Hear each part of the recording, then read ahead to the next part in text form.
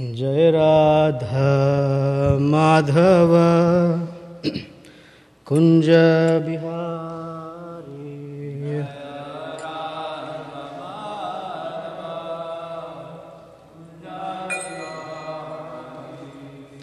जय राधा माधव कुंज बिहारी।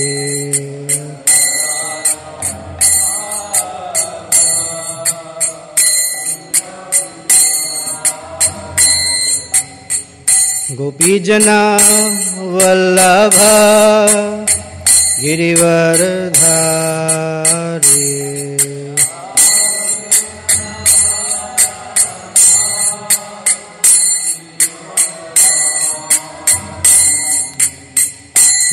यशोदानंदन व्रज जनरंजन।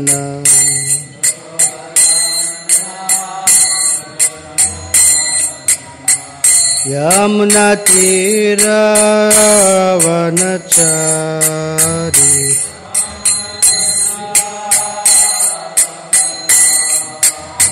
यमुना तीरवनचारी।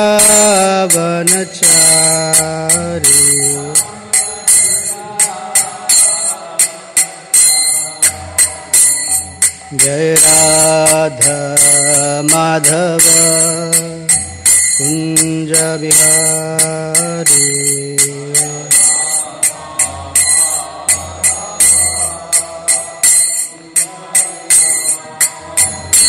जय गोपी जनवल्लभ गिरिवरधारी।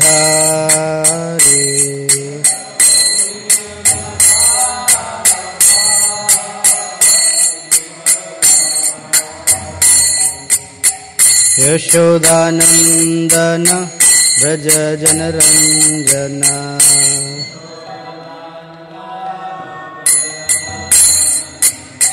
यमुना तीरवनचारी।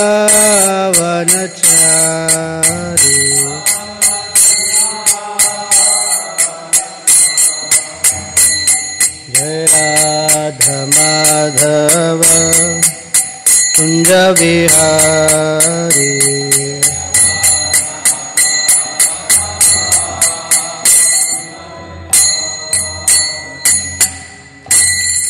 जय ओम विष्णुपाद परमहंस परिव्राजकाचार्य अष्टोत्तर शत Shri Shrimad his divine grace ऐसी भक्ति वेदांत स्वामी श्रील प्रभुपाद की जय। अनंत कोटि वैष्णव वृंद की जय। ग्रंथराज श्रीमद् भागवतम की जय। All glories to the assembled devotees. All glories to the assembled devotees. All glories to Sri Sri Guru and Gauranga.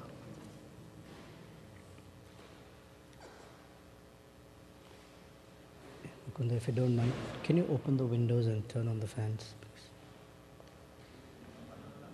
Just have to open the window.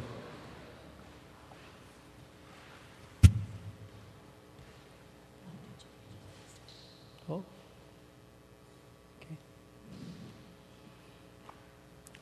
Om Namo Bhagavate Vasudevaya.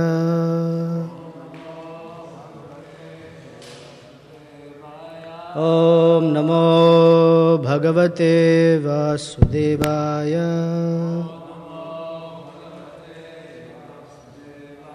Om Namo Bhagavate Vasudevaya.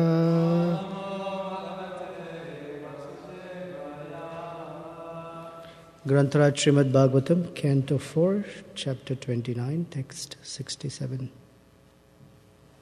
Adrushtam ashrutam chatra kvachin manasi drushyate yatha tathanu mantavyam deshakala kriyashrayam. Adrushtam ashrutam chatra kvachin manasi drushyate yatha tathanu mantavyam deshakala kriyashrayam.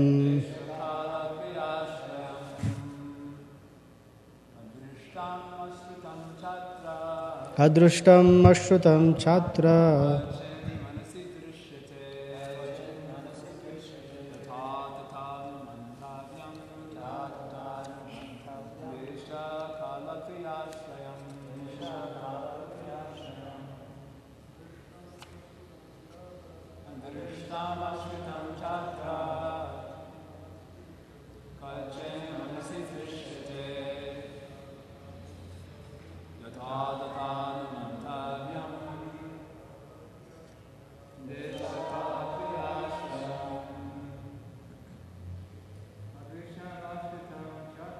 Adrushtam ashrutam chatra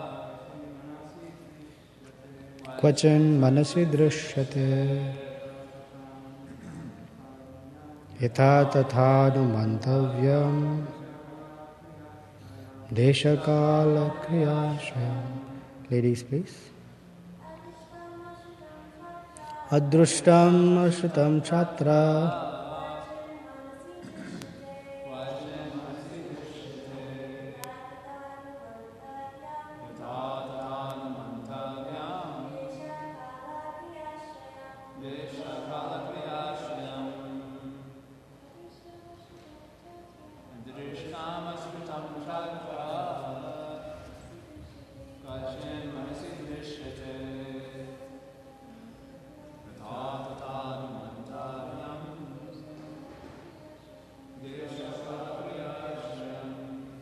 Adrushtam, never experienced.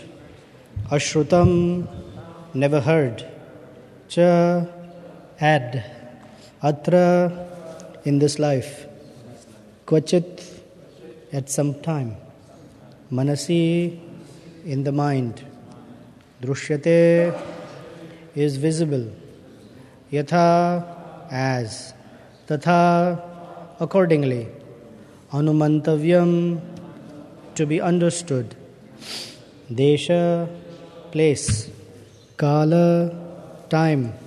Kriya, activity. Ashrayam, depending on. Translation and purport by Srila Prabhupada Ki Jai. Sometimes in a dream, we see something never experienced or heard of in this life. But all these incidents have been experienced at different times, in different places, and in different conditions. Purport. In the previous verse, it was explained that in dreams, we see that which was experienced during the day. But why is it that we sometimes in our dreams see what we have never heard of or seen at any time during this life? Here it is stated that even though such events may not be experienced in this life, they were experienced in previous lives. According to time and circumstance, they combine so that in dreams we see something wonderful that we have never experienced. For instance, we may see an ocean on the peak of a mountain, or we may see that the ocean has dried up. These are simply combinations of different experiences in time and space. Sometimes we see a golden mountain, and this is due to our having experienced gold and mountains separately. In the dream, under illusion, we combine these separate factors. In this way, we are able to see golden mountains or stars during the day. The conclusion is that these are all mental concoctions, although they have actually been experienced in different circumstances. They have simply combined together in a dream.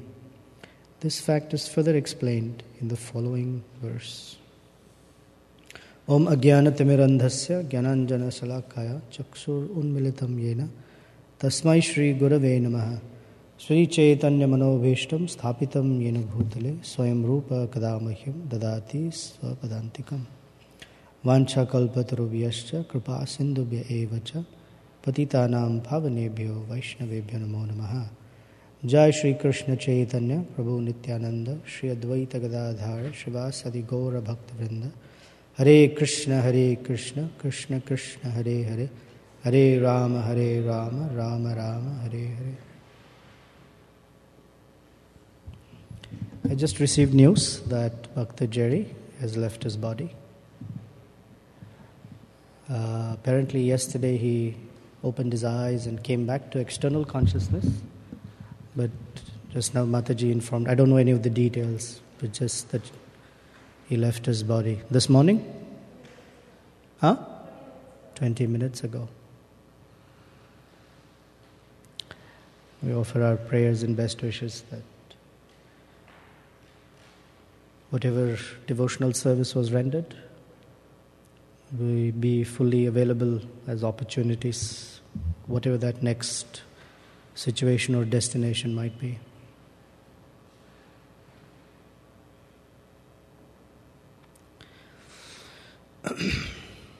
Transmigration of the soul from one circumstance to another circumstance is a natural fact of life. In its pure condition, the soul doesn't have to transmigrate.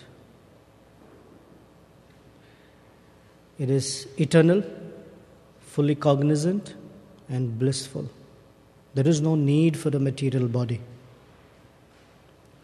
However, because of what we say bahirmukha, or turning away from the relationship with God, with Krishna, having turned away, the soul is given a material body to fulfill his desires, or to give an opportunity to fulfill his desires.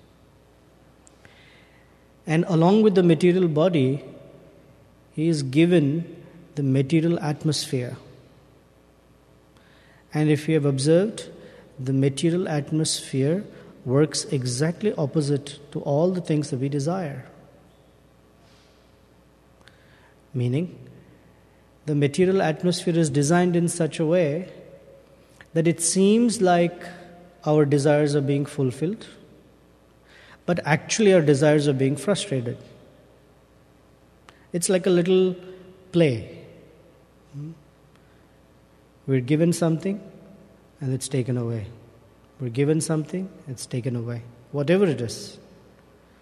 Some things of this world, money, name, fame, very good-looking body, great intelligence.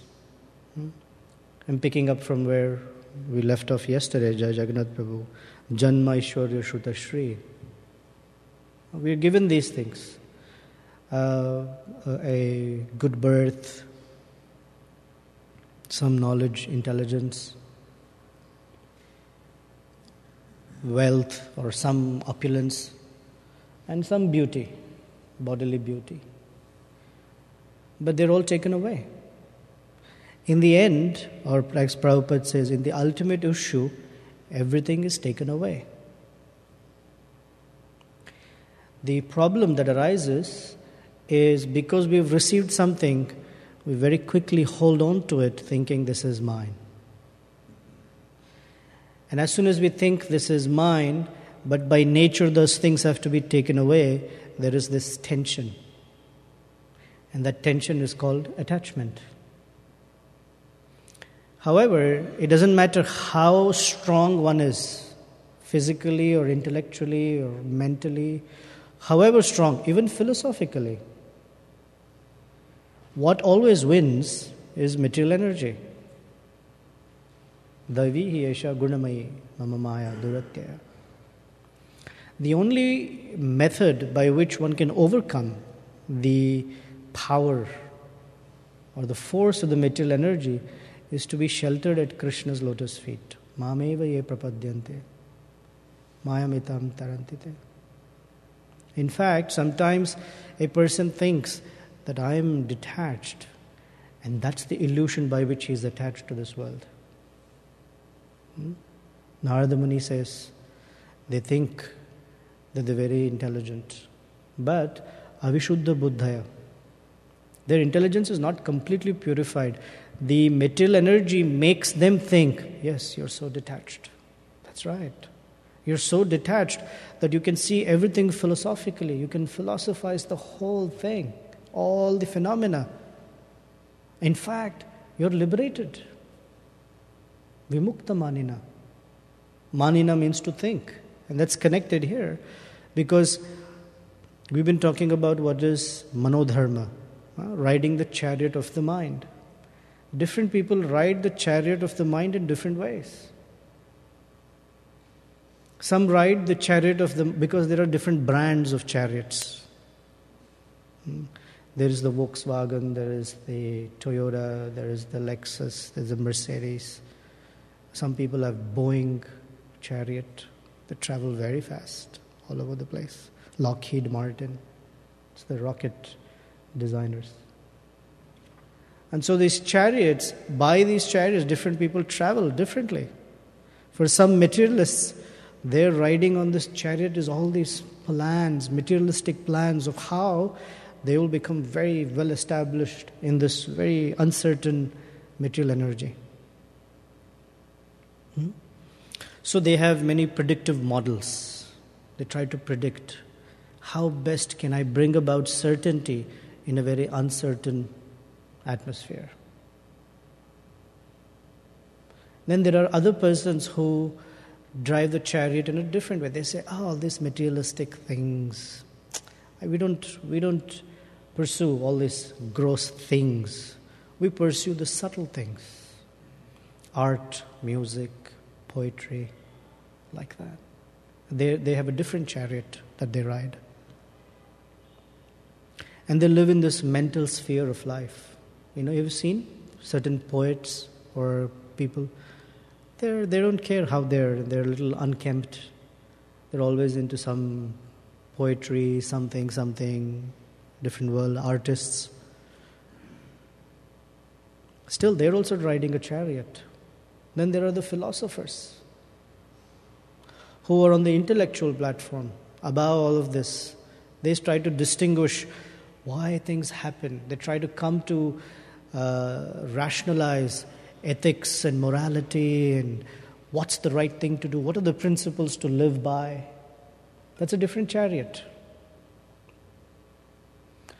Anything that's not in relation to Krishna or not coming in parampara, like 2 days ago Narada Muni said, listen to me because I'm speaking as an authority. Anything that's not on the basis of authority is just another chariot. Fast or slow, or spiffy or clunky. That's a chariot nevertheless. Yaha shastra vidim utsarajya vartate kamakarata. That chariot never reaches its destination. Sana siddhim avapnoti. There is no purpose of riding that chariot except for a pleasure excursion. And in that excursion, sometimes we say, well, I'm just going out for a ride. I want to go down the scenic route. At least down the scenic route, there is some pleasure. But Krishna says, for such a chariot that drives on no authority, no guidance from scripture or guru, it never reaches a perfect destination. No sukham. Nor is the ride a joyful ride. It's a bumpy ride. And by the way, one can never achieve by that chariot the ultimate destination. What is the use of riding a chariot if you're not going anywhere? Someone sits on a plane. Yes, sir, where would you like to go? Just nowhere. Just like to fly around. I like to fly around. Where would you like to go? No, I just like to drive around. I just want to aimlessly walk around. There is always a goal. There cannot be life without a goal. In fact, one of the goals of this is I just want to wander. That's a goal. So among all these goals, there has to be an ultimate goal as to who am I. Without this, here Narada Muni says one will come up with all sorts of concoctions and different ideas on what life is all about. And those ideas come about by one's mental makeup. And the mental makeup is what continues from one life to another life. Sometimes we think, I saw something that I've never experienced before. Narada says, no, each one of us has experienced. There is nothing that we can envision that we have not experienced. So Prabhupada says, we have experienced in our previous lives, in different places, in different circumstances,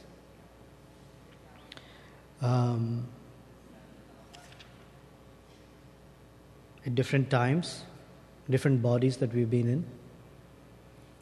And whatever the mind brings out for us, although seems imaginative, is actual experience.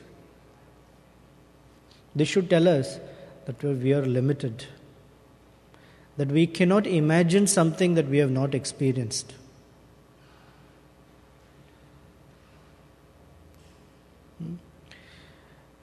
The sound vibration of the transcendental person, the saintly person, we can imagine, we can experience certain things on the basis of that sound vibration, because it's an experience. For example, when Chaitanya Mahaprabhu at Dashashwamedha Ghat is instructing Rupa Goswami, he said to Rupa Goswami, as you hear, you will realize everything. In the conditioned state, we are not realizing as we are hearing. We are storing it. We're using our intelligence to store this information. We say knowledge. And it becomes an experience when we apply that knowledge in a practical way. However, there is another realm of hearing. The hearing that Parikshit Maharaj is experiencing. The hearing that Rupa Goswami at Dashashwamedha Ghat. In fact, for that matter, the hearing that even our king, Prachina Barhi, is experiencing. As the saintly person is speaking, they're realizing. This is the potency of the speaker and the sincerity of the receiver. So the experience is there. We will see. King Prachina Barishat becomes completely detached from all his worldly duties and worldly designations and sets himself on the transcendental path. So in our case, by sadhana bhakti, the experience is through application. Outside of devotional service, all the things that we experience are past experiences. Sometimes we dream of them. Sometimes we imagine certain things that we have never seen. Here Prabhupada gives the example, an ocean on top of a mountain. There is nothing like this in this world. Or a golden mountain. It's only imaginative that there are movies about it. There's a golden mountain. Actually, there's a very popular movie about it. Or that, here Prabhupada says, that the ocean has dried up. These things don't exist, but our mind brings it up. So here Narada Muni is clearing out that it is not that the mind has the capacity to create something that doesn't exist already. What it has the capacity is that it can mix pictures to make it look something different. We have experience of an ocean, we may have experience of a desert. But to think that the ocean has dried up is a composite picture that the mind can put together. We may have seen gold, we may have seen mountain peaks, and the mind can put that together and show us a golden mountain. We may be flying over the ocean just by flapping our hands. That's our picture, but we have never done. We cannot do that. No human being can do that. In some form of life, we might have been a bird and we were flying somewhere. Why is this important to know? In the whole set of verses, Narada Muni is just giving us one lesson. Actually, this is a strong case that he is making for the transmigration of the soul. Some people might ask, well, how do you know? How do you know that the soul transmigrates? But here from a realized person is giving us the mechanics of transmigration. Not just, this is what you think and then the soul goes into another body. But he's telling us that there is continuity. We see life as very discrete, very, very discrete. Yeah, one life. I was born and I will die. And outside of these two events, nothing exists that I can imagine. What happens? Like, why was I born? With what experience was I born? And after death, what happens? So different people come up with different imaginative ideas of what happens after death, or why birth happens, or when birth happens. There are certain persons who profess that birth actually happens, life begins when the child is born from the womb of the mother.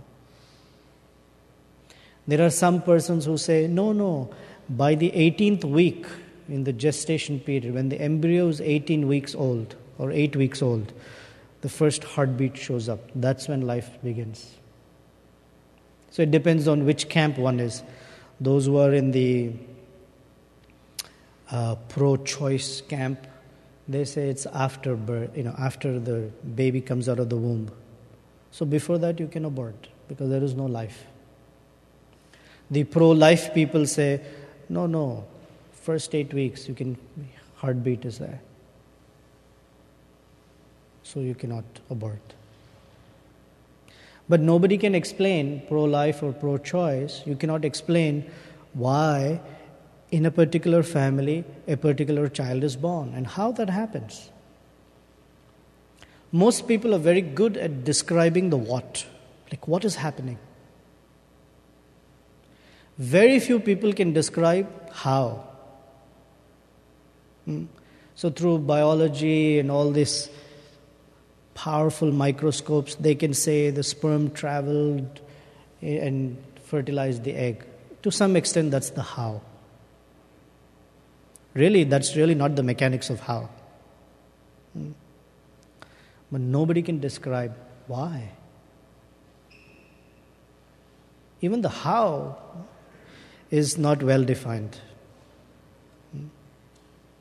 How is it that the whole chromosome structure begins? How is it that this whole DNA molecules, they all get together, the proteins? How is it that it happens? Oh, it happens like this. They can describe what. They really cannot describe the how so well, and they definitely cannot describe why.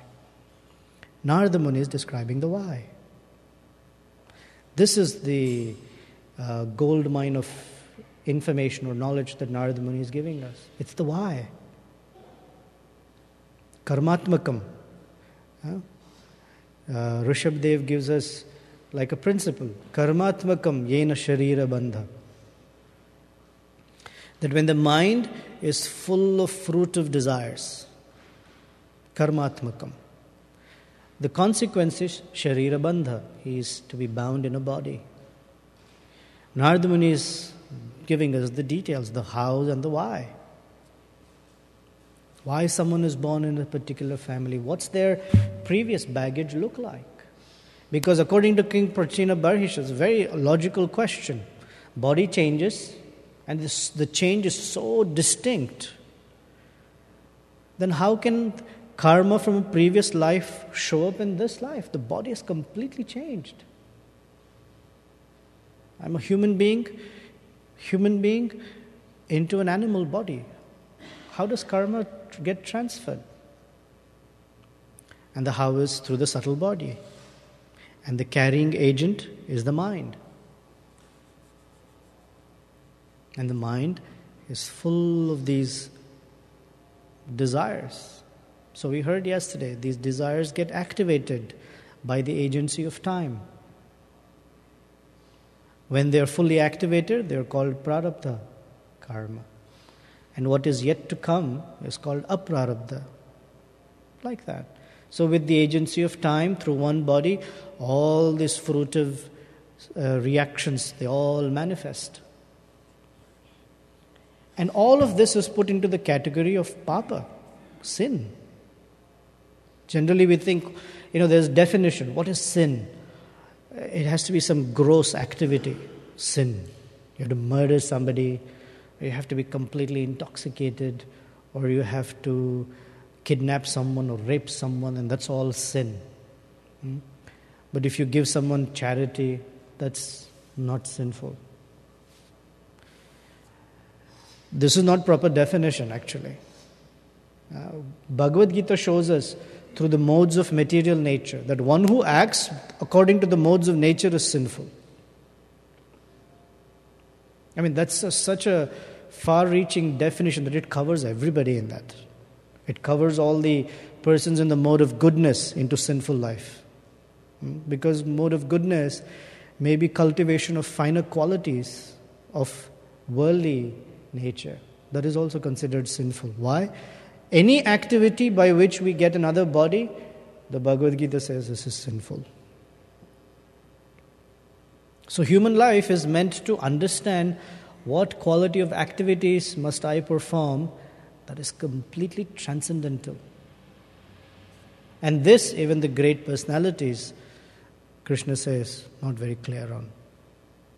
Kavayo api atra mohitaha. What is to be done, what is not to be done. Even great thinkers are confused about it. So who knows? Narada Muni knows. So Narada Muni says, authority knows. So whose authority? Narada Muni and the disciplic succession. And the disciplic succession will always give us, now I'm using disciplic succession in sort of a impersonal manner. It means Guru and the Sadhus and the Vaishnavas. Regardless of situation, they will always give us instruction that will help us act in a transcendental sort of manner. Not sort of, will help us act in a transcendental manner. In every circumstance, it is always in relation to Krishna. How is this going to affect in relation to Krishna? That thought that they put into us is what makes our activities transcendental.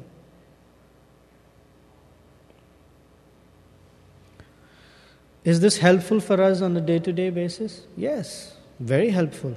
Because we come up with imaginations. I was thinking about it. In the past 1 week, we've been talking about this topic. Sometimes we even imagine, I would like to spread Krishna consciousness like that.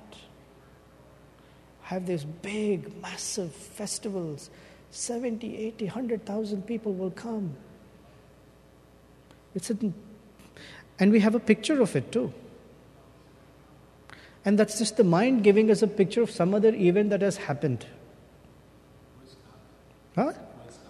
Woodstock. We see the picture and we see Prahlad Prabhu dancing on stage, and then we just transpose our picture. And everyone's clapping. Yeah, I want to spread Krishna consciousness like that. Or something, I imagine myself nicely and sitting by Radha Kund. No need for all this followers and all this management. Just by Radha Kund, chanting. And one day I will see the bridge that Mother Janava also sees. It's possible. This is imagination. In fact, even sitting at Janava Baitak, is there a bridge? Is there a bridge? Is there a bridge? I see it. Something. This is also chariot. It's a little different chariot, but it's a chariot nevertheless. So one may ask, I'm digressing a little bit, one may ask, is there no room for what is called initiative in Krishna consciousness? No, there is a lot of room for initiative. Not imaginative initiative or imagined initiative. Our initiative comes from defined service. If a service is given, then there is initiative of how to improve it.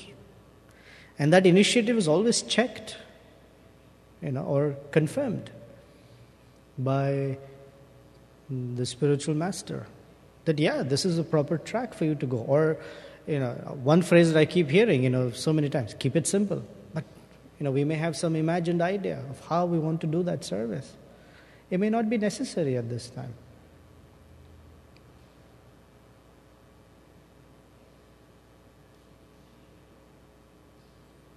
So this mind is a very tricky fellow. And all it has, or he has, since we're giving it a gender, he or she has, is all these things stored from the previous experiences. And the whole process of Krishna consciousness is to get rid of it. Chetodarpana marjanam is to get rid of all the imaginative ideas that it has, or all the past pictures of life, of experience. We call them conceptions, mostly misconceptions. So Chetodarpana marjanam is that by the agency of the holy name, by chanting, by being in Krishna's presence through chanting of the holy name, those pictures are being systematically eliminated from our consciousness. But we are not Mayavadis. We don't want to have a clean slate. A clean slate is a dangerous slate because anybody can write on it. We want Guru, Sadhu and Shastra to write on that clean slate of our mind. We want them to write for us instructions. We want them to write for us jewels of their realization.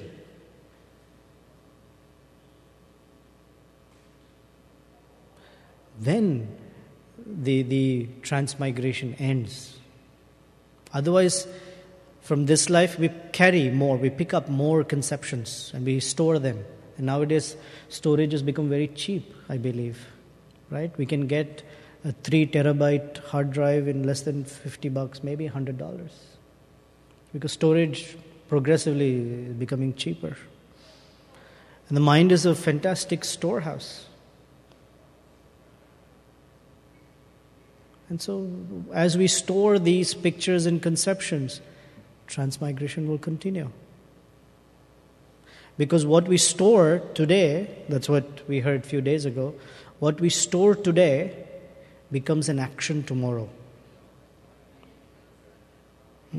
The analogy used was the fermentation brings up little air bubbles, and that bubble travels to the surface of the river or ocean, and poof, and another bubble comes. So this fermentation is that we pass through life and we carry all these conceptions. And the conception is coming from Bahirmukha. Same things like was spoken yesterday. There is avidya, false ego, intelligence, mind, and we capture. So we should be careful to not pick up a conception about life from anywhere outside of Guru Sadhu Shastra paradigm. Even if we pick it up, we may not act on it today, but it gets stored. Someday it will show up and we might follow it. So the process of Krishna consciousness is a very well-defined, clean-cut process that we avoid conceptions outside of Guru Sadhu Shastra, so that the mind doesn't present all these pictures. Okay, any thoughts, comments? Yeah, Himanshu Prabhu. I had 2 questions. My first question had to do with the use of the word sinful. You were describing how anything that leads... Is your knee okay? Yeah, I'm okay. Sorry. You were describing that anything that leads to another body is considered sinful. Yeah. And I was thinking generally, when we're speaking with devotees, we use this word pious. When we're describing people who are not devotees, but they have these pious qualities, they're charitable. And so generally the idea is there's sinful activity, there's pious activity, and there's transcendental activity.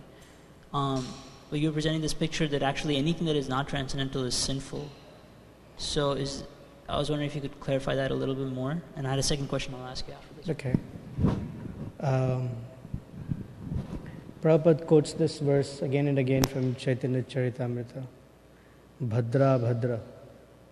That people think in terms of pious and impious. Actually, both are impious. Or we were hearing in the car the other day, people think of in terms of dharma and adharma. And Prabhupada was describing that the so-called dharma that people talk about is also adharma.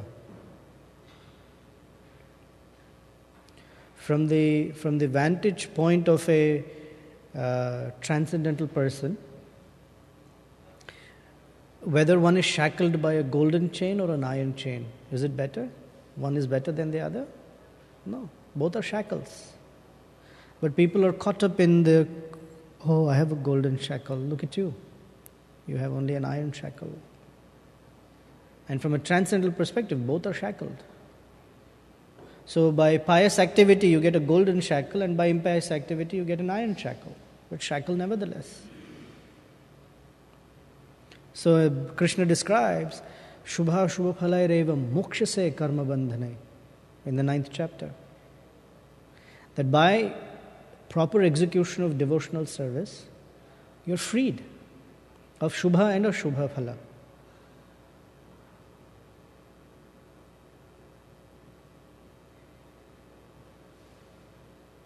So, in that context, sinful. Thank you. My second question had to do with what you were explaining at the end of the class. You were saying that any conception that our mind carries that hasn't been etched on there by Guru, Sadhu, Shastra, we should know to be something, cherished in the mind. So I was thinking, first of all, it's when you read Prabhupada's purport, there's so much practical advice in there actually, but somehow I'm not able to retain a lot of that information. So as I go through my day, it's not like I'm acting based on what I read in Prabhupada's books.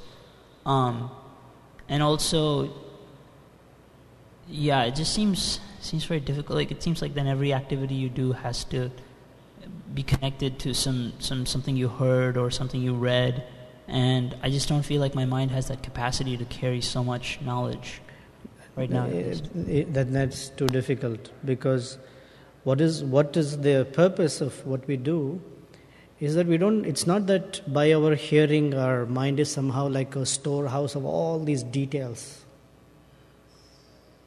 Some details we'll remember, some details we can't, because the capacity to remember is not there.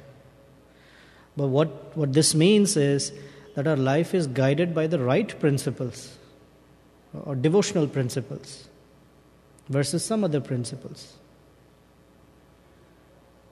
As we're going about, we're speaking nicely to others, let's say. Why? Because it's nice to speak to people nicely? Or is it because they're parts and parcels of Krishna? What's the principle that's guiding our activity? That is what is... interestingly, it's just we're just acting on impulse. So we have to move. The idea of moving from sadhana to spontaneous stage, that spontaneity is on the basis of devotional principles. Today we are spontaneous on the basis of other principles also.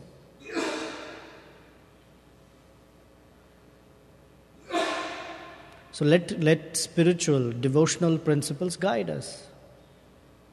That's what we are practicing.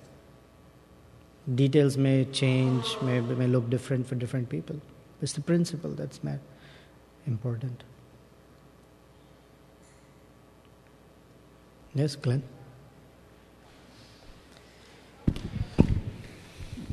Hare Krishna, Prabhu. It's pretty clear to me how my mind can be my enemy, but it's not so clear to me how my mind can be my friend. And what Savai agency mana Krishna padara vindayo. That's the description Prabhupada gives us. The mind has desires. It's the storehouse of desires. So the mind is a friend when the desires are to serve Krishna. In the conditioned state, it's hard to realize that the mind is our friend.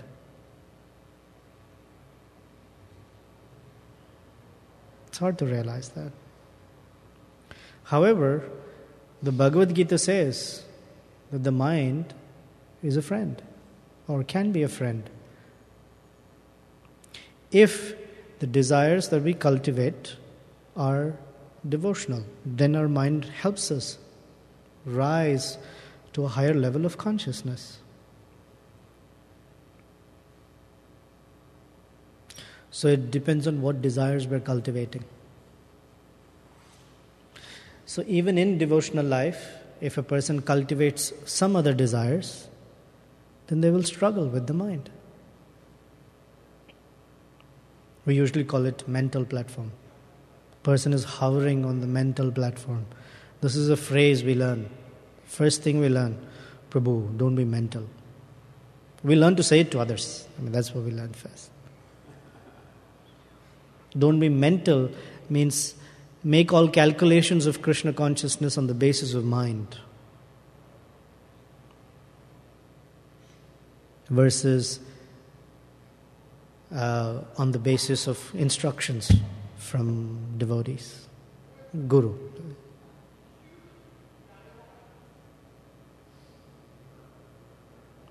Or another way is, when the circumstances are nice, my enthusiasm is right there.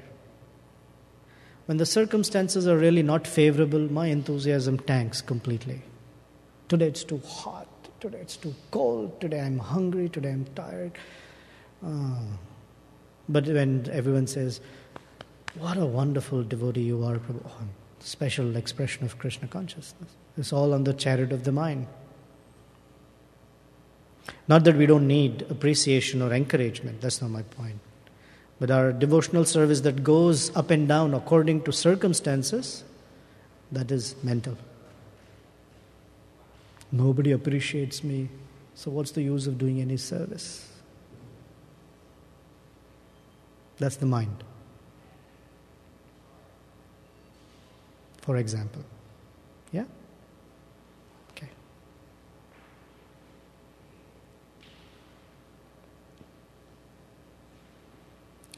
Online.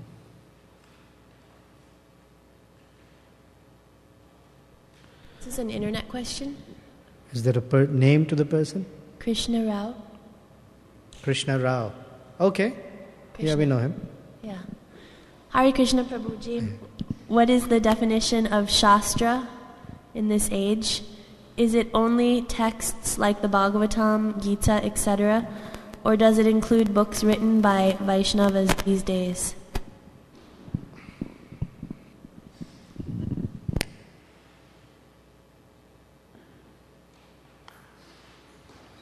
The Sanskrit definition of Shastra is that which